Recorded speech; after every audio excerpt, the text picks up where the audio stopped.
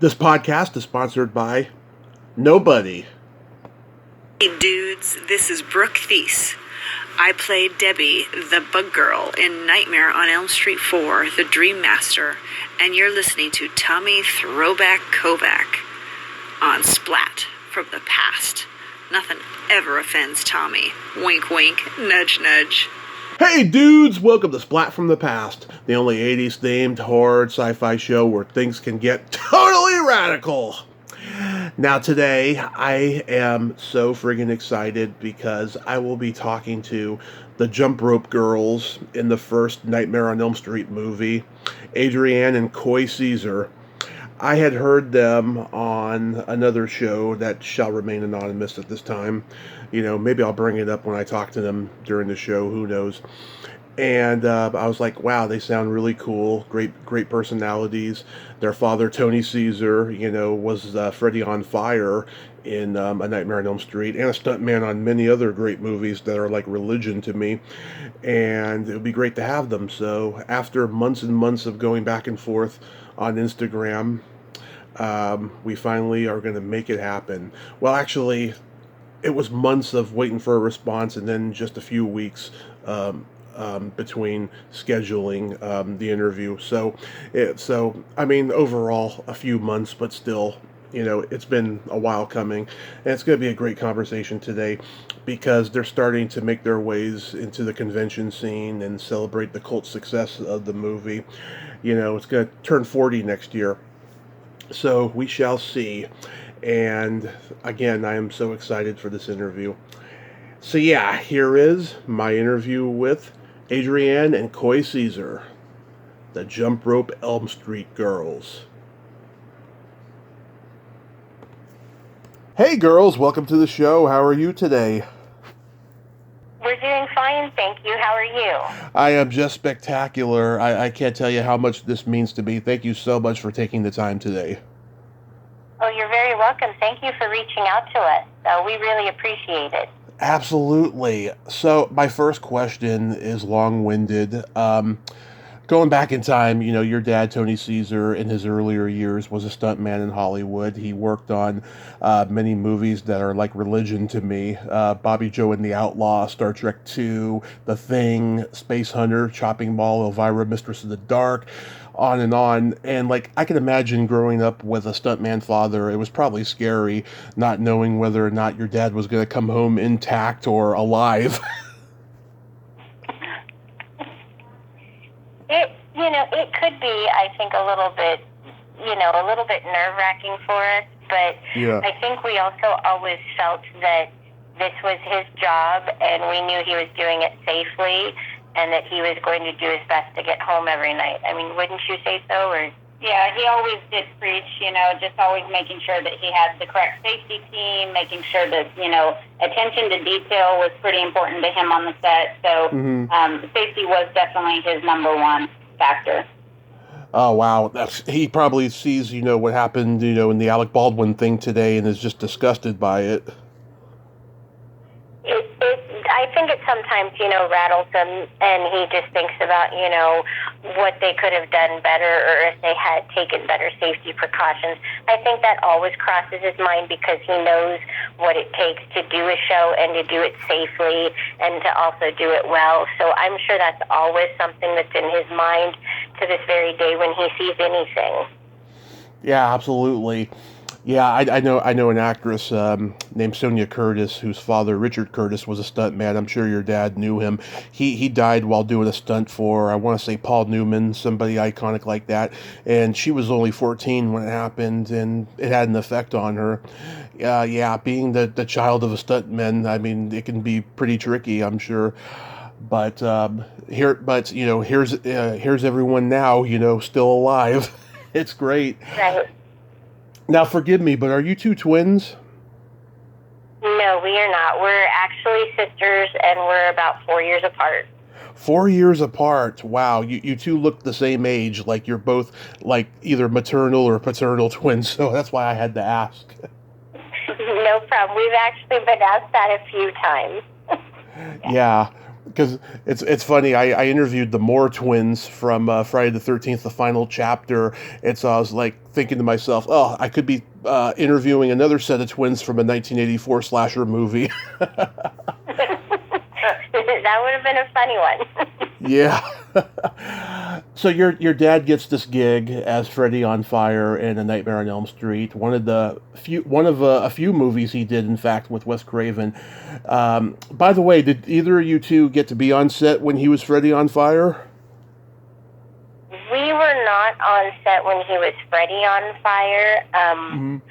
I'm the older sibling, Adri-Anne, and so I was able to be on set with them a few different times for fire burns for other shows, but I can't remember. Were you ever on set with them for any of that, or just on set with them for other stunts, right? Yeah, I was just on set for other stunts and that. And as far as Freddy goes, we were only there. I was only there that one day, I think. Right, we were both only there the one day, so we didn't get to see him as Freddy on Fire. Yeah, because I can imagine if you had been there, it probably would have been traumatizing at that age, because you probably wouldn't have known, what happened. They didn't explain it. That would have been crazy. But so Wes just asked him if you two could be the jump rope girls. You want to go ahead and tell him? Okay. So basically the way it happened was actually one of the makeup artists / wardrobe named Ramona, who worked on the first Nightmare on Elm Street. She knew that our dad had daughters, and she knew that Wes was looking for little girls for one of the jump rope scenes in the film. And she was talking to Wes one day, and she said, Wes, Tony has 2 little girls. What do you think about that? And Wes said, well, Ramona, that's a good idea. I don't know. I'll talk to Tony and see what he thinks. So Wes asked our dad, he said, hey, we need jump rope girls for this scene. What do you think? Do you think your girls would want to do it? And he went home and talked to our mom, and they thought it was okay, and they asked us if we wanted to do it. And, I was 8, and she was 4.5, almost 5. So, for me it was a big yes. I don't know. Did you have to be convinced some? Yeah, pretty much. I had to be convinced, but I didn't know I was going to wind up in a white dress, and not being able to play or get dirty or anything on set was kind of a shock for me. Yeah, yeah. Those jump rope girls, of course, they show up in the sequels, with other girls playing them. But because it was being done for the first time in this one, it provided such a David Lynch-esque creepy innocence that made the film so eerie. And that moment is so compelling in the movie. I'm sure, as you got older, you probably got to realize that.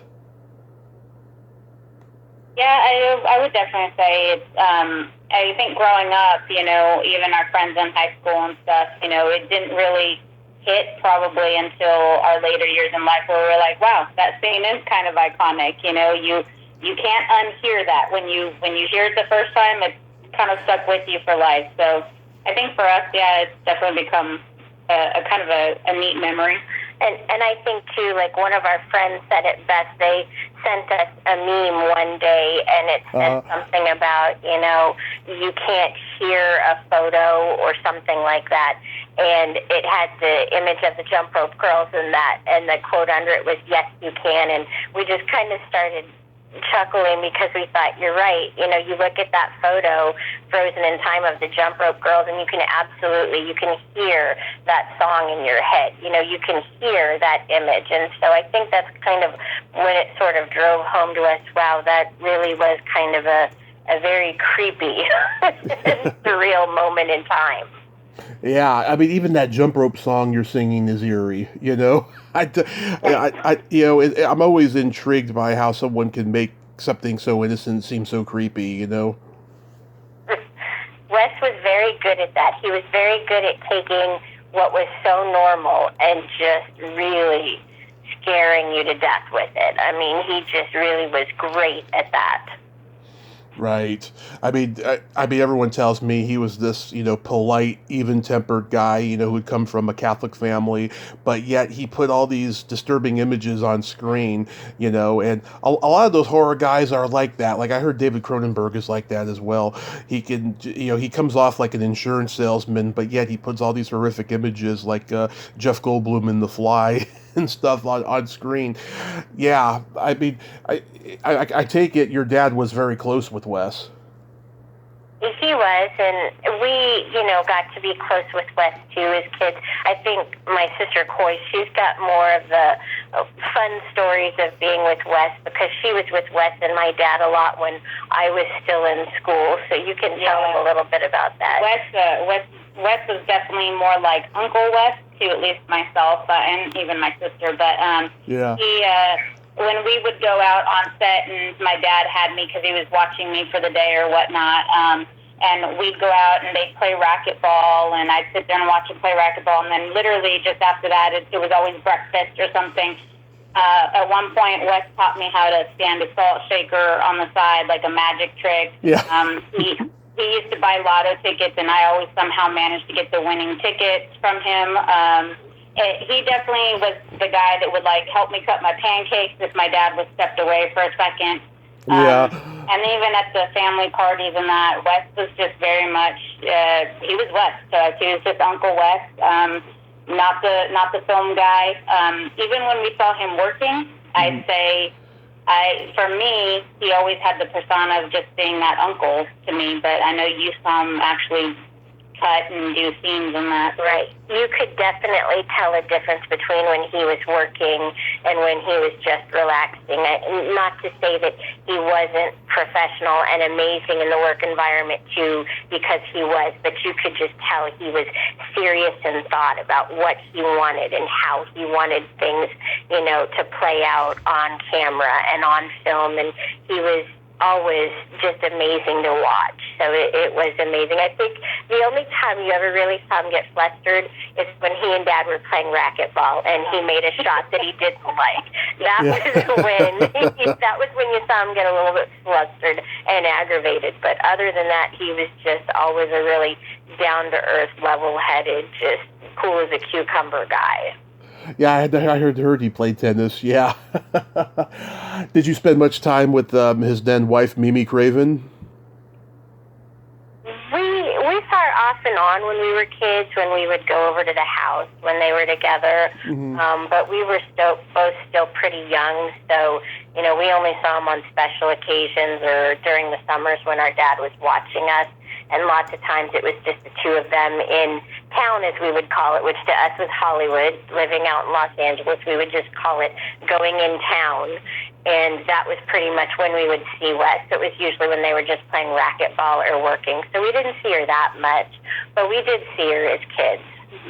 I see. Yeah, because I know that she's into painting, and I think she's a little shy. I never see her do podcast interviews. I've certainly emailed her a few times, but never heard back. But I know people who know her, and she does the occasional Chiller Con signing or something like that. Did you two frighten any of your classmates when that movie came out?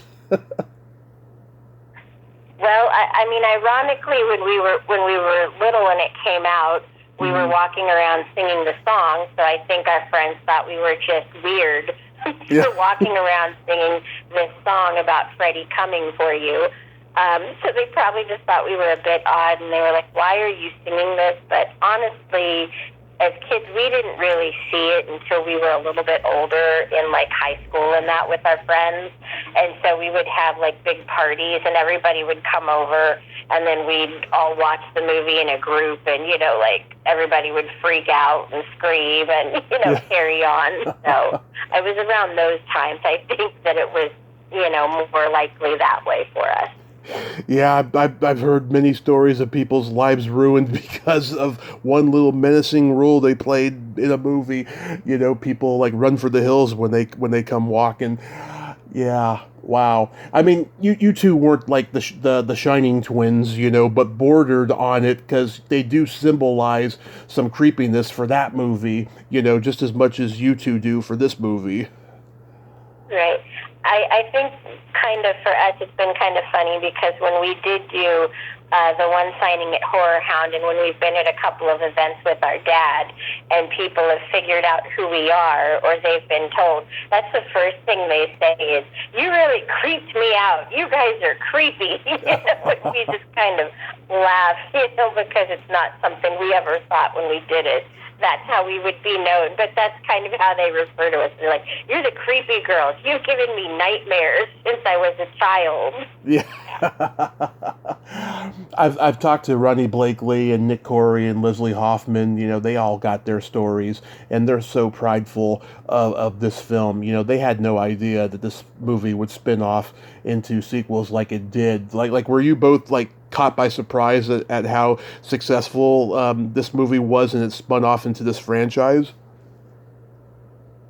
Yeah, I mean, I think it's just interesting to see where the character has gone and changed over the years and that, and it's fun to talk to the fans and just kind of see what movies really kind of hit them, or how old they were when they first saw it. That's always a fun one for me to ask, just to kind of see, exactly what is it that intrigues them about this franchise. For us, I think, for me anyway, I should say, it's really just knowing kind of the behind the scenes of Wes, and just kind of where his thought process was in all of this, and hearing our dad come home and go, "Oh well, Wes wants new ways to kill people, so we've got to come up with new ways to kill people," and those types of comments and things were always kind of running through the house, which right now, in this day and age, that's it's laughable. Who comes home and says that, right?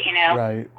So it's just interesting, I think, for me to kind of think of the franchise in that perspective. But I think one of the things too that surprises us, and I think a lot of people that you talk to, and that is just how many years it's been, and how iconic it still is, and how the franchise has just grown, and how people still to today would like to bring Freddie back, for another one, and like to bring Nancy back for another one, because there's such a love for this franchise from beginning to end. And I think that's the really surprising thing, is that 40 years later almost, it still stands up the way it did back in 1984, and I don't think anybody back in 84 really thought it was going to take off the way it did and become what it is today.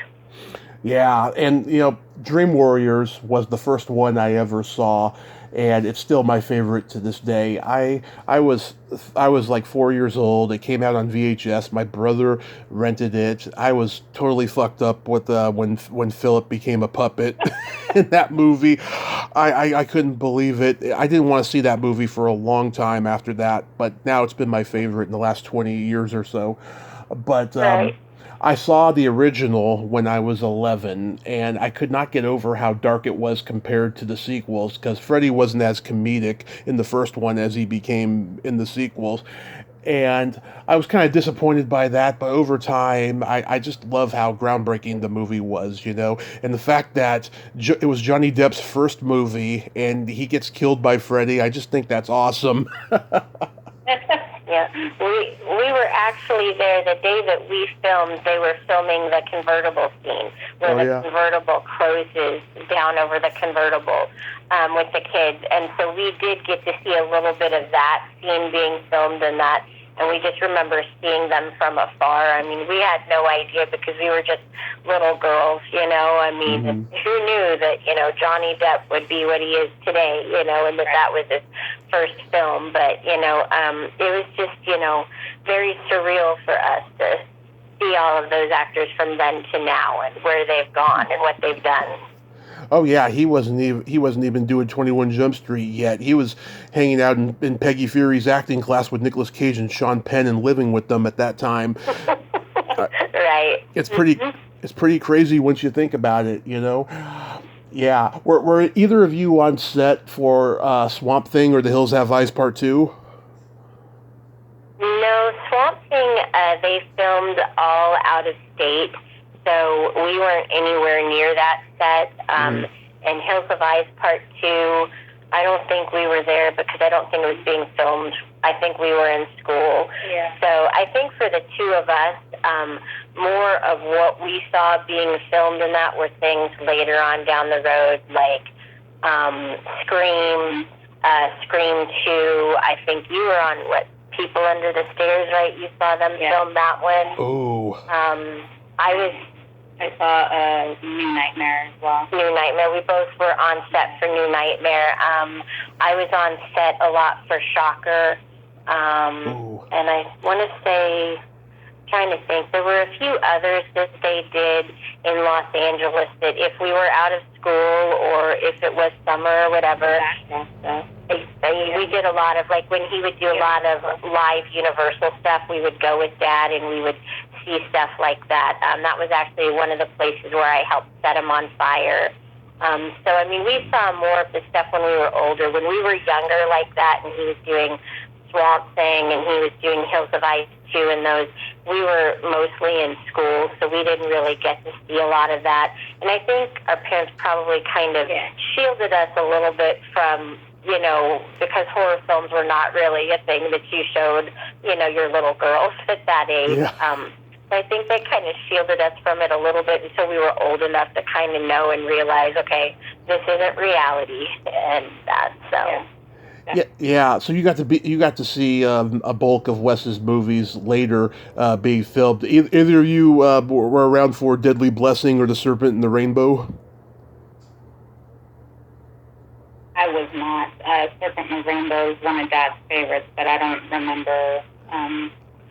Serpent in the Rainbow, I believe, was mostly filmed, if I remember correctly, it was mostly filmed down in Haiti and the Dominican Republic. Mm-hmm. So we weren't around for any of that. We really didn't get to go on location with them anywhere.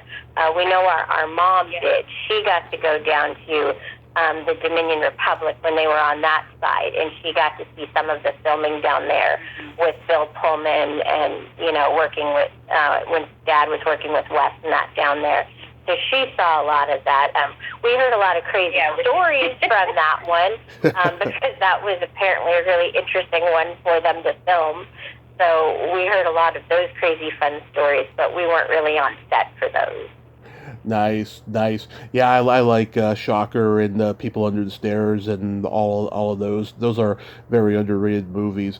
But when you were on the set of A New Nightmare, did you just get the sense that Wes was feeling good about this project because he was trying to kind of bury the franchise once and for all, that it was done? I don't know that I would say that it seemed like he was ready to bury the franchise and be done with it. I don't think I really got that impression from him. I think, at least from my perspective, from what he talked about and what he said when I was around, it seemed to me that to him it was a very intriguing one because it was kind of taking that twist on the story and taking what was fictitious and making it kind of like a reality. Yeah. So I think he just kind of was more focused on that. And I think he was also pretty much focused on, or at least you can tell if this was an opinion you had too, that he was just more focused on, you know, giving a good quality show because there was so much hype around the originals and then all of the, you know, sequels after that in the franchise. Right. And I never considered A New Nightmare a sequel. I always considered it like his love letter to the fans and his reaction to how the series has affected his life. That's what I always considered the movie. That's a good way to look at it. That's really eloquently put. Yeah. Thank you. Yeah, I just think it's a great movie, and I was surprised when I saw it. You know, it was meta before meta. You know. Right. Very true. So I'm curious. So neither of you wanted to follow Dad's career path of stunt work? I think we were pretty much told, "Don't you dare." Yeah. Oh yeah. It was more like one of those things. I think, you know, it wasn't that Dad discouraged us from doing anything in the film industry. It was just a reality that we saw every day. He said, you know, the film industry, whether it's stunt work or whether it's directing or whether it's acting or anything is an extremely hard field to break into, whether you are related to somebody or you are not, and you're doing it all on your own. It's a very hard field to break into, and I think for every yes, there's 100 rejection no's. So you just have to grow a very, very thick skin.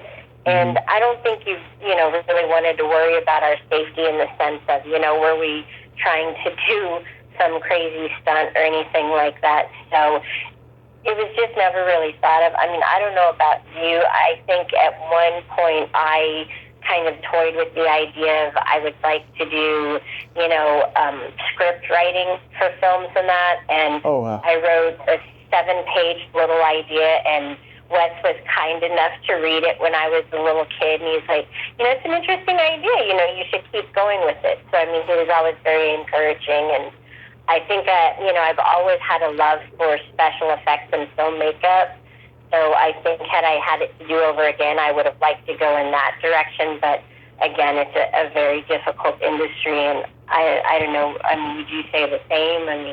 Yeah, Dad always kind of just preached, you want a job that's going to give you stability in life, and when you're on a movie, you never know what's going to happen with the movie, whether it's going to shut down or whether it's going to be going on for months at a time. So he always just kind of preached, you've got to be financially savvy and secure and know, okay, well, I'm going to be on this movie for 3 months. This much money is going to have to last our household, however long. So Dad was pretty smart in those areas, and he constantly was just kind of preaching, you want a job that's got stability, So I think by the time I was pretty much in school and that and pursuing, I kind of fell in love with the dance industry and that, so I kind of went a different route at that time, but I think it was always just stability. Dad really just kind of preached that. You always want to have a stability or a stable paycheck, basically. So. And I think, too, for us, too, growing up as kids, yes, our dad does have this amazing, list of films that he's done and different iconic things that he's worked in and that. But to that, we also saw, many months and many years where the jobs weren't coming in as fast or as many. It was kind of like feast or famine. Either you were working all the time and you had all of these projects in a row, or there was a lull and you weren't working for 10, 11 months.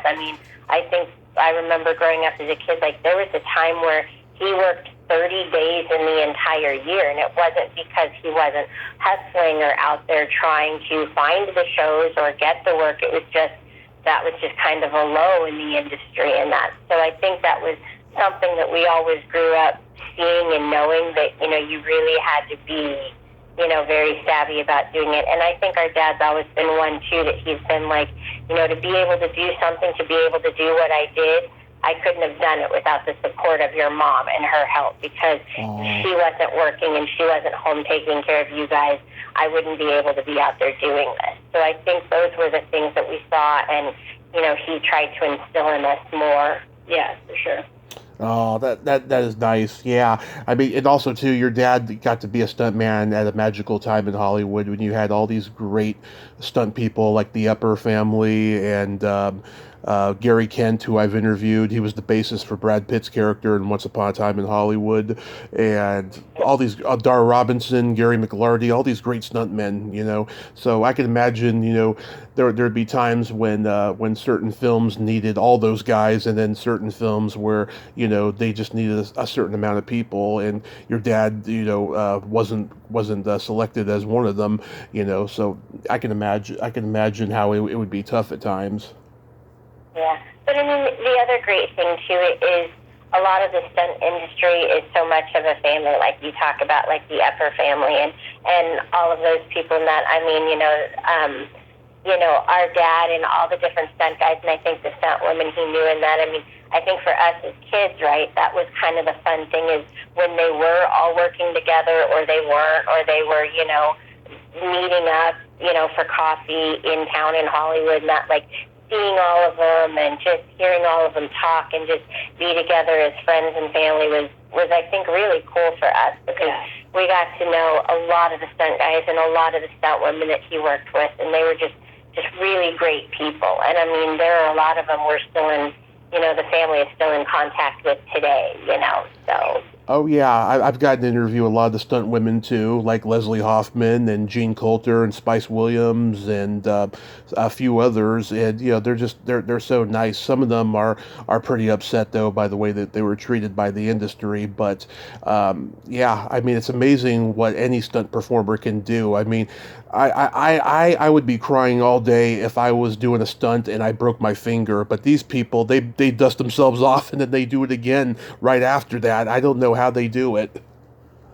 They do, and I think one of the things that we always remember hearing our dad talk about too is that, a lot of the stunt women did have it more tough than the stunt guys, because what was it he would talk about? He would say, like, if they had to do a fall downstairs or they had to do a fight or something, you couldn't put a bunch of elbow and knee pads on the women because it would just bulk up their frames and it wouldn't look good on camera. So these women had to adapt and adjust and, do things to make, the stunt look as good as it does. And, I mean, our dad was, always one that, was saying that, that the ladies, they have it a bit rough, they can't do some of the things that the guys get away with. Absolutely. So when did you two become aware of the Elm Street franchise's cult success, and when did you start getting invited to conventions? Well, my first experience with that was pre-COVID, so it was the last year that Horror Hound got to be at the Indianapolis Convention Center. So I can't remember what year that was. I think it was maybe 2019, pre-COVID. So I think 18 or something like that. I was there helping my dad out just on the last day of the convention, and I happened to be standing there, and my dad said, well, why don't you go look around? It's your first time here, and it was my first time seeing a convention, a Horror Hound convention. So I went walking around. I went over to buy some patches from a vendor, and of course, the patches were Ghostbusters, Stay Puft, and then a Scream ghost face, So I was purchasing these, and someone randomly comes over to me, and I think he was a vendor from another booth, and he comes up to me and he goes, "You're Coye Cecere," and of course, I don't know this person at all. So I kind of went, "Yeah, how did you know my name?" And he's like, "Oh, you're in that book." And, of course, at that time, I was like, what book? I have no idea what book you're talking about because I was not in the frame of mind. Yeah. And then all of a sudden, the vendor that I was buying stuff from goes, he used some colorful language and was like, holy crap, you're Coye and you're one of those creepy kids from Nightmare on Elm Street. Yeah. And I was like, oh. And so I was completely shocked, caught off guard. And by that time, I had now probably around 10 people hanging out, making a circle kind of around me in this vendor booth.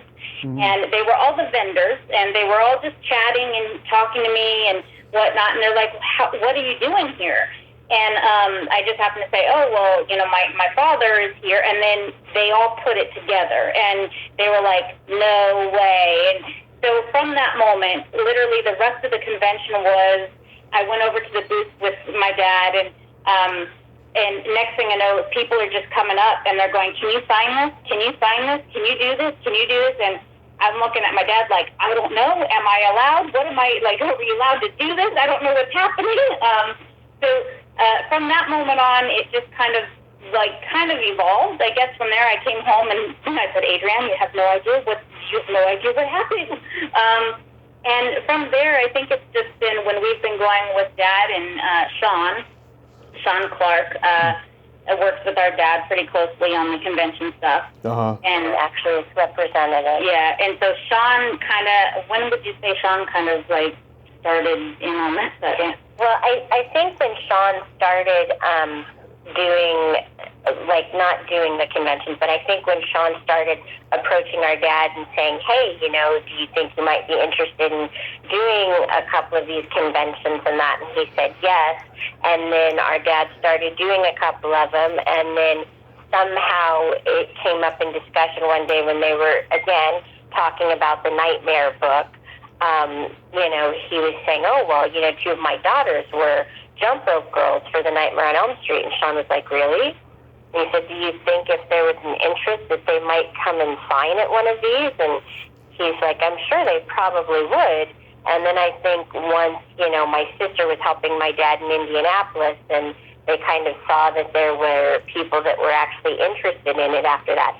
Sean said, well, at the next one that we have Robert England and we have everyone there, would you two be interested in signing? And we both said, sure. I mean, we kind of thought, this is crazy. Nobody's going to want to speak to us, let alone have us sign something for them. And so we thought we were going to go and sit at a table next to our dad and just sit there talking to each other. Like we had no idea what to expect. We came in like deer in headlights. We really thought there is no way anyone is going to want the signature of 2 ghost girls from 1984. And so we got to the convention and we set up and we had our own booth and we had our banner, and I think that Sean had made for us. And I think that's when it kind of became surreal. We were like, wow, it's kind of strange. Our names are on this banner and we're really going to do this. And we started walking around the convention floor before it opened just to kind of see what it was like, because I'd never been to one of the conventions the way my sister had, so I had no idea what it was like. And we started walking around, and I think it was another vendor who had some incredible artwork in that. He was like, you girls are the ghost girls from Nightmare on Elm Street. And we were like, whoa, like we had no idea that somebody would just randomly recognize us. And so I think for me that was like the real kind of aha moment. And then when we were there that weekend, and you know, the fans are just so incredible and so lovely and warm and welcoming, and you know, it was just an incredible experience. And you know, from there out we were hooked. We just loved talking to the fans and getting to see their perspective on the film and how it affected them. And I think it really hit us probably when at our first Horror Hound we had a little girl that came up dressed as one of the jump rope girls from the original Nightmare on Elm Street and had us sign a photo for her, and she brought her own jump rope and everything. And I think that for both of us, probably, I would say, wouldn't you say that was probably like the moment that it was really like, wow. At that time, she was shy and she didn't really want to talk to us, but her mom was saying, this is what she's going to do for Halloween and all this, and I was going, whoa, like, that's pretty cool. I was like, that's pretty cool. Now, granted, I don't know how many people would know, you know, but those that are fans will know. That's so awesome. Yeah. Better Sean Clark is the manager and not Mikey Perez, who has all the other Nightmare people. He and I are enemies. Oh, okay. I don't know Sean personally, but you know, I had to email him one time when I first started the podcast. I was trying to get Adri-Anne Barbeau on here. Eventually I did, but he had told me that the 2 of them had just cut ties. That's the only interaction I've ever had with Sean, but I heard he's a good guy. He is, yeah. He's a really good stand-up guy, and he has worked his butt off for years. And I mean, to this day, he still is working his butt off when he's at these conventions. I mean, he is a very busy man, and he knows what he's doing. Yeah, I started going to cons late in 2016, following the recovery of my car accident. I just wanted to start going to cons because I resisted it for so long, partially because when I was growing up, the only con we had was Fangoria Weekend of Horrors, and my parents didn't like horror, so they didn't take me to them. And then when I got older, you know, I'd see all these cons advertising, they were like super expensive. But then after my car accident, I got so much tenacity that I never had. I was just like, you know what, fuck it, I'm going to go do it, you know. And I started, I started doing it that way, started meeting people that I grew up watching that have become good friends of mine, and they come on the podcast and everything. It's been amazing. There's a lot of things I don't like about conventions. Like, there's a lot of hierarchy behind the scenes. Us podcasters are not considered celebrities, so we don't get perks unless we have press badges, and even then we don't get that much respect, sadly, and I hope it changes. But that's my soapbox for that. But like, you have you girls like met the other people from the franchise? We met Toy, and we met a couple of the other girls when we were signing the first time, but since it was our first convention and that, we didn't really want to go and encroach on anybody's space or be like, hi, we're the Ghost Girls, we just wanted to meet you guys, we really think you guys are incredible. So we kind of just, gave them their space and that, and they actually came up and approached us, and they were just really, really lovely, and they were so nice, and they were like, you girls are kind of the ones that, the jump rope girls kind of made an impression in the first film and kind of started it all for everybody, and we were like, that's very flattering, but, we just had like a little tiny snippet of a part, but, you guys have been more of what made the franchise what it is. So, I mean, they've all been lovely, the ones that we've met, but we haven't met too many. Tori actually came up at the end of the convention. She's like, you guys are so much fun to watch, and I really love watching you guys interact. And she goes, you guys gave me the creepiest dreams. Like, you guys really, creep me out. She was so fun to talk to. Really enjoyed meeting her and having that little conversation. But, yeah, I'd say our first convention was kind of we didn't really know what protocol was at that time. I think for us, we're coming in there as like, this is new to me, so I'm just gonna kind of stay in my own little square and see what happens. And it was just really fun. It was fun to kind of just really see the interaction between not only our table, but then our dad's table, and then everybody that had something to do with the franchise. So it was really kind of neat to just see how all the fans literally were so proud of their signatures and just, I've almost got everybody. You guys are like the last ones that I need. Like, it was really fun to hear those types of statements being made. Yeah, Toy, I've never met her.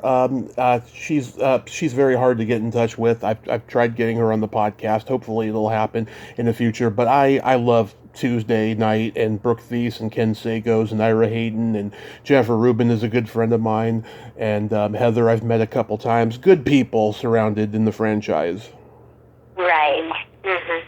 I would say so. And I think, too, for us, too, one of the things that we always grew up with our dad knowing is this is his job, and so when you're with me, you have to be respectful, and you have to honor people's space, and you have to, honor their wishes and that. And so, we didn't, when we were on films, we didn't try and go up and meet and talk to the different actors and actresses or things like that,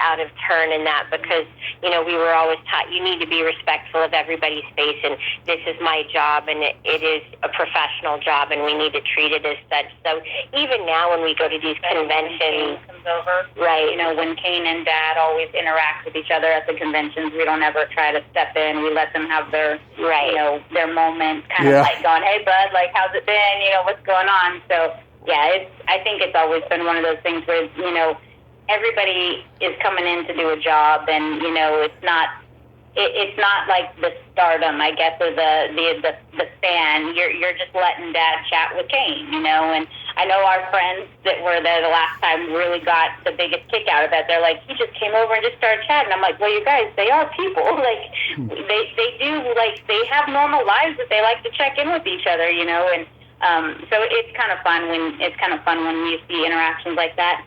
I'll be honest, I even step back and just kind of go, that's cool. Right. Yeah. Oh yeah. Oh God. The after parties and the dinners. That's when everybody comes together and has a real good time.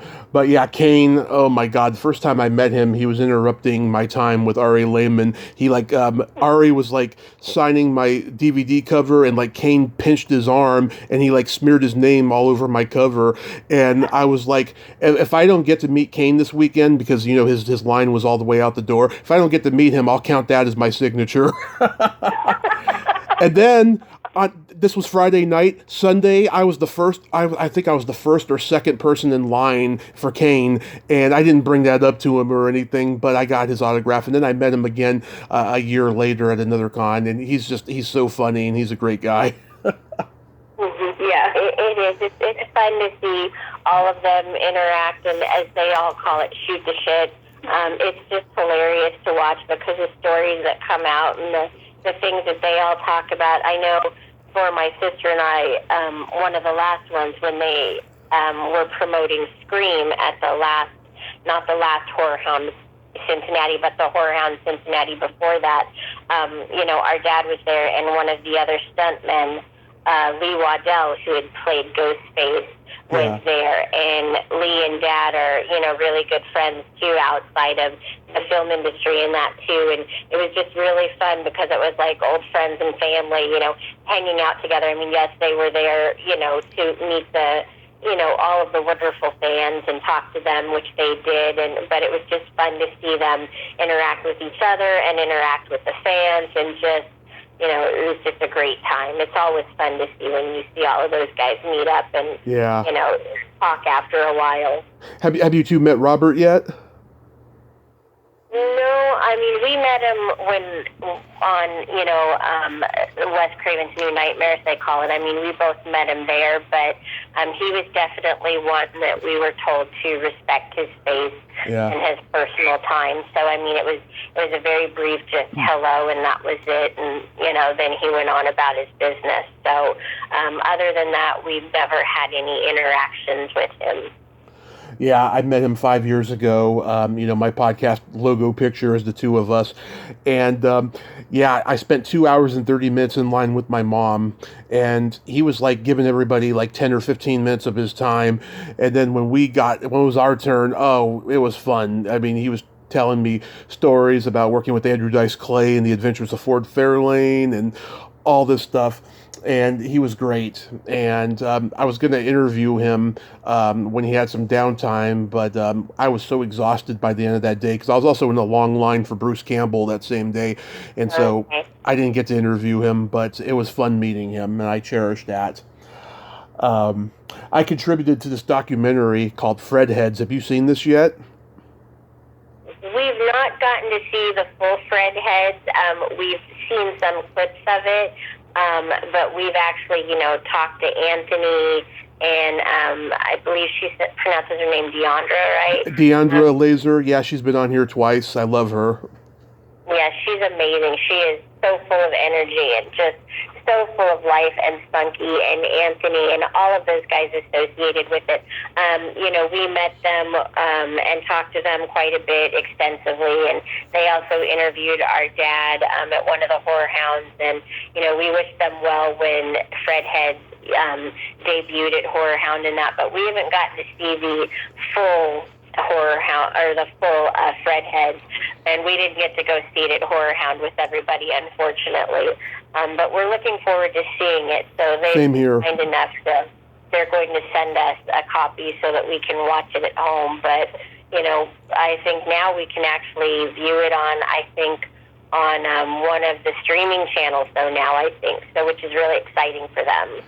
Yeah, I don't think my interview that I made on my self-tape ended up in the movie, but there's definitely going to be a picture or two of me and somebody and stuff. I hope one of my pictures with Jennifer. I took 2 really good pictures with Jennifer at different times, Jennifer Rubin, that I'm proud of. So we shall see. What's the craziest thing you two ever been asked to sign? Oh, goodness. I ask everybody that. Trying to think what's one of the craziest things. I don't think we've been really given anything yet that's been kind of crazy. I mean, we've, we're still kind of new out there. I'd say, I mean, maybe the coolest thing we've done is a jump rope, in my opinion. You know, like just finding a jump rope. We've signed a jump rope. How do you sign a jump rope? That's really esoteric to me. Right, exactly, yeah. I think we signed one of those, and then I'm trying to think. I think one girl, she wanted us to sign the shirt that she was wearing. So not that was strange, but just a bit more challenging to sign something when somebody's wearing it. And I'm trying to think. I mean, we've signed a few different, unique kind of, nightmare masks that people have had that have been kind of unique in the way they've presented them and how they've had them.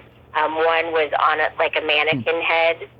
We signed that one. So, but I don't think we've had anything too strange or out of the ordinary yet. It's not like Dad, where someone's coming up with a box of Ghostbuster cereal from way back when. It's not like right. Or please sign my arm. I'm going to go and have your signature tattooed right below my. One girl had a tattoo of the Stay Puft Man, and she's like, "Can you please sign it because you are the Stay Puft as far as I'm concerned?" And he's like, "Well, you realize it's going to wash off your arm." And she says, "No, I'm going over to the tattoo booth and having them tattoo it on me." So, I mean, and he's like, "Well, when you do, come back and let me see." And so there's a picture of him with a girl with his name tattooed on her arm right next to the Stay Puft. So, I mean, I think for us, it's not been so much things we've signed yet as just watching fun things that our dad has signed. I mean, he's signed a replica of one of the ships from Star Trek because he did a Star Trek Next Generation episode. And Wrath of Khan, he was a stuntman in. Yes, and he was a stuntman in Wrath of Khan as well. And he did a couple episodes of Star Trek Voyager. So, I mean, I think for us it's been more just watching strange and unique things that he signed. But, I mean, I will say, I think one of the cool things, well, you signed it, but it was my sister, who's very shy about it. She does a lot of woodwork and burning of wood, so you can tell that the fire theme runs in our family. She likes to burn things in wood, but she's really good at it, and she's very artistic. And she made a plaque for when our dad was going to be signing when they were doing a big Thing event. And it was great, and one of the fans actually bought it, and he had all of the different people that were there from the Thing sign it for him, and then he brought it back, and he asked her to sign it, because not only was she the artist, but he said, you're one of the jump rope girls, so I need to have you sign it for me, So I don't think that was strange, but I think it was pretty cool for her to have a piece of her artwork that she had created, bought, and then signed by somebody, having somebody have her sign it so that it was forever there, And then he asked me, he said, "Will you sign it for me too, since you're a jump rope girl too?" And I said, "I will if she's okay for it, because I feel weird signing her artwork." So I guess that would be, a unique but a strange thing. Yeah. Well, yeah, I mean, most people tell me, they get to sign body parts, and it makes them a little uncomfortable. Some people, have done that. I remember the last time I talked to Tom Savini's niece, she said, "I've never signed a penis, but given the opportunity, I would." That's fantastic. Oh, that's great. Yeah. I go to the two Monsterpalooza conventions out in LA every year, and back in 2017, practically everybody from the franchise was there, and they're doing it again this year, like my birthday weekend, and I can't go. I'm so sad about that. Oh, what a bummer. I've heard so much about that place. I've heard so much about that one, and I wish we could. I wish it's on a dream list. I wish we could go out to that one at some point. That would be like a total, for me, it would be, I guess, just like a big, a cool experience. But yeah, one I've heard a lot about. it is the best horror convention in the world, because not only will you see half the franchise of certain horror movies, you'll see people who did maybe one or two horror things in their whole career from other things there. I mean, it is amazing. I have so many stories about going to Monsterpalooza over the years now, and I haven't been there since September of 2019 before COVID hit, but I hope to get out there. Hopefully this fall when they have it, or sometime next year. They are the best. Monsterpalooza, they do a great job. I heard, though, they're kind of doing different things now, though. They're starting to do photo ops, which they never did before. And Oh, wow. and you can buy autographs online. They never did that before, Wow. because it's grown in popularity. They started like in 2010, and like I remember the last two times I went, I could see that it was starting to grow in popularity and be a lot more now and stuff. Especially when the Elm Street people were there, they had a lot of traffic. They had lots of extra security and firefighters and police there. It was insane. Wow. That's cool. Yeah. Hey, Coy, I'm so curious. Like, how did you manage to get a name like Coy? So I wish there was like some awesome story behind this, but really what it turns out to is that my parents were hanging out in my mom says it was a bar. So it's like we were hanging out in some bar, and I'm like, okay. But of course, bars probably were different way back when. But anyway, they were hanging out in some bar, and apparently the waitress's name was Coy. Now, it was spelled differently, so my mom and dad just kind of put a different twist on my name and spelled it differently. So most Coys you run into are spelled Coy, and that's where they stopped. And then mine, of course, has the E at the end of it. And I've only met one other person that actually has my name, and he's probably going to freak out if he hears this podcast because I'm mentioning him there. But I actually met him at my first convention, or the first convention where we signed. He walked up to me and he said, "My name is Coy." And I said, "Oh, okay." And of course, in my mind, I'm going, "Oh, it's C-O-Y." And he goes, "No, it's spelled exactly like yours." And I was like, "What?" So that was probably the coolest signing that I've probably ever done, because I literally it's too Coy, and I signed my name at the end of it. So that was kind of fun. It was too Coy from Coy. But yeah, so he's a great guy, and he comes by and says hi anytime he's around, and that's definitely a memory that I will forever have for that. But yeah, so I wish there was some cool backstory, but it's more like just they kind of just put a twist on it. No, it's cute. It's endearing. I like that name. Thank you. Absolutely. You two are a lot of fun. I want to thank you both so much for coming on today. Real quick, do you have any upcoming con appearances? Well, we believe that there's a very good chance, probably like a 99% chance that we will be at Horror Hound in India in August.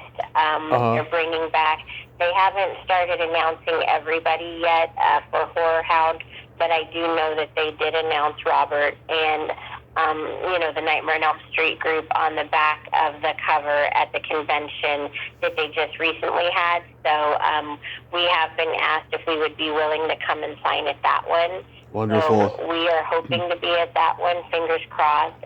We would love to be there. We would love to see the fans and talk to everybody. So we're hoping for that one. And then we're, we're open to anything right now. So we're still very new at this and, not really sure what the fans, are wanting out there. So, but at least we're hoping for Indianapolis in August. And then from there, we'll see. I mean, it's 40 years next year. So, which is very hard to believe that a film has been around for 40 years like that and still make such an impression on people. But I'm sure there will be lots of interesting events popping up for everybody.